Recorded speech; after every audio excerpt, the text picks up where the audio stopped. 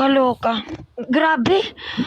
Diyos ko, parang nakakahiya maging yung alam mo yun, naging kasama. Aywan ko, ayoko na.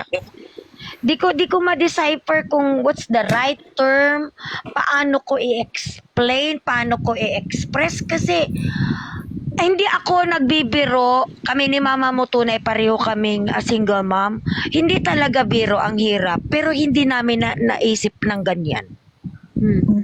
Di ko naisip yun ganyan. Na mamburaot. Grabe. Grabe. Totoo. Ba, ang ayos-ayos na. Kukul out ko yung kabila, di ba? Magkukul out kayo kasi si Mami Per utangera dahil ganito. Paano nyo i-call out yan? Di ba principal kinukul out mo ako dahil mali maging notaryo? Ano ba yan? Kasi bawal, illegal. Paano mo i-call out si Charm? Kasi ako minsan hindi ko talaga maisip. Grabe! Naisip mong gumamit ng sakit para mambudol. Correct. At pati Grabe! pagkismisan nila dahil doon sa 500 na minamaliit mo, Charm, na 500 lang ibinigay ni Charvin yun, sakala mo siya na nagbayad ng bill ko sa hospital. Hello? Okay ka lang, Charm? Bakit ka binabawian? Bakit kita binabawian? Dahil ichinismis mo na may kabit yung asawa ko, tama ba? Kapal mo. Kaya, nung nag-review ako ng conversation natin, na ikaw pala yon. Mantakin mo yon. Wala akong kaalam-alam, binabanatan mo ako. Ito lang yung ano ko diyan ito lang yung opinion ko diyan. Wala naman na tayo doon magawa kasi hindi naman natin siya totoong kilala sa personal. Kung talagang pinagdaanan man talaga niya yan na sakit niya. Totoo naman. Agree ako dyan, Gomer. Agree Di ba? Kasi hindi naman natin siya nakita. Doon na lang ako nag-iisip din yan, nak. Yan na lang din iniisip. Ito yung punto ko diyan. Kung pinagdaanan man niya yan na sakit niya or hindi na natin yan problema. Ang problema natin dito, yung mga taong nakatulong sa kanya ay sinisiraan niya. Yun yung punto natin dyan Yun nga, yun eh. Diba? Pati mo tayo lahat dito. Okay lang sana kung binalahura ka ng tao na to, yun yung ano mo. Pero wala akong makitang ano.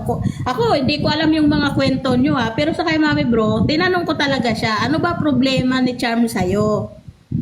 Bakit ginaganyan ka sa comment section? So nag-send siya sa akin ng mga proof na ganyan-ganyan, tinulungan ka pala niya, tapos siniraan mo pa siya. Kaya nag-react ako na tinulungan ka naman pala bakit nagaganyan ka? Diba? Oo. Gagawa ng kwento, pati si Sophie, ginawa ng troll account. Diba, pati kay Sophie, nananahimik. Wala yun talaga Sabi ko nga, kung meron akong nagawa or may nasabing hindi maganda, at the end of the day, at least totoo yung sinabi ko. I mean, kung nakaka-offend siya, fine. So be it. It's offensive. You got offended. But I'm not gonna take it back because I told the truth. Now, if you got offended, baka naman you need to re-evaluate yourself. Nananahimik ako Kasi after everything, nanahimik ako I kept quiet pero inatake niyo pa rin ako ng inatake. Ngayon, nang bumalik ako at nagsasalita na ako, mas lalo kayong nagwala. Kasi nga na-expose yung mga lies niyo. 'Di ba? Ako na mismo nagsasabi ng mga pagkakamali ko na nung time na may sinabi for example, si Shami, may hindi siya magandang sinabi kay Mara, sinend ko talagang screenshot ng sinabi niya kay Mara. Si Mara, inatake niya kaagad si Shami. So, doon ko nakita na, yun yung ano ko. Siguro, fault ko yun. Or well, sige, sabihin ko, fault ko na lang. Wala nang siguro. Fault ko na yun. Pero at the end of the day, kayo din na nung una, nagalit-galit sa isa't isa. Kayo na ngayon na magkakabate. Okay, edi sige, friends kayo. I don't fucking care. Pero at least ako, nagsabi lang naman ako ng totoo.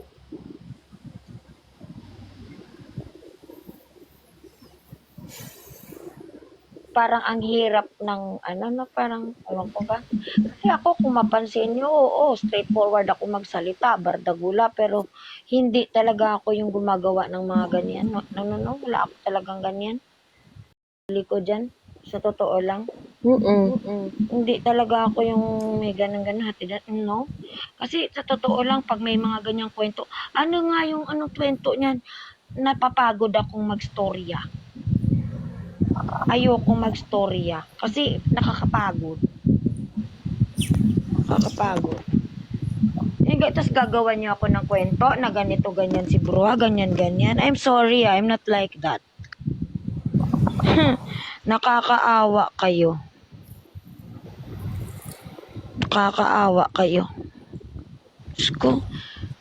Pero kagabi, iniisip ko yung sinabi ni Joey na, kaya mag-okay na rin din ako sa sinabi ni Gomer na di natin siya kilala na totoo, kung dinaanan man niya o hindi, nasa kanya na yun. Ang tanong dyan is, bakit yung mga tumulong sa kanya sa abot ng mga nakayanan ay dadautin pa niya? Yun yun. Yan yung point ko dyan. Kasi, hindi naman kasi tayo pwede na maghusga sa kanya kasi baka naman kung pinagdaanan niya talaga yan. Ang ano ko lang kasi dito, yun lang, yung mga taong naging parte ng buhay mo nung mga panahon, nandyan ka sa panahon na kahirapan mo, ngayon gumaling ka na, dapat hindi mo naman ginaganyan kung wala namang ginawa. True yan. Tingnan nyo kay Riley, may napag-usapan kami, wala talagang nalabas. Totoo yan. Diba? Yung parang ano na lang, yung parang kunting utang na loob na lang doon sa nakadugtong sa buhay mo dati. Kung talagang nangyari talaga sa iyo yan.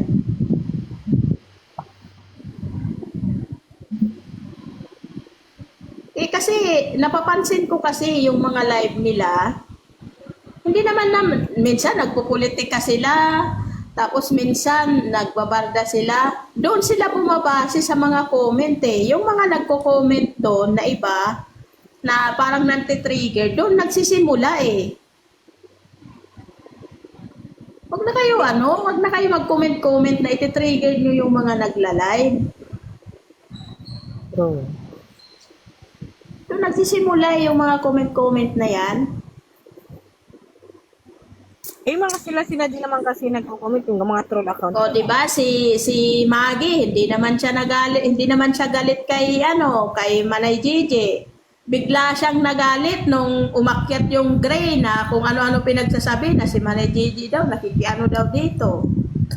Di ba? May maghatid-hatid ng mga Kwento. mga kwento-kwento na hindi naman totoo. Kung magbardahan man yan sila, huwag na kayo sumali kung hindi kayo kasali. Para hindi na nadagdagdagan. Natatapos na. Kung sasabihin 2025 na, October, simula ng campaign, nandito pa rin tayo. Gusto nila awayan dito. Pumasok sa TikTok para mang-away. October, filing na. Dito pa rin tayo, awayan pa rin tayo. Kakamping versus kakamping pa rin. Papasok na ang second quarter. Nasa first quarter na tayo. Diba?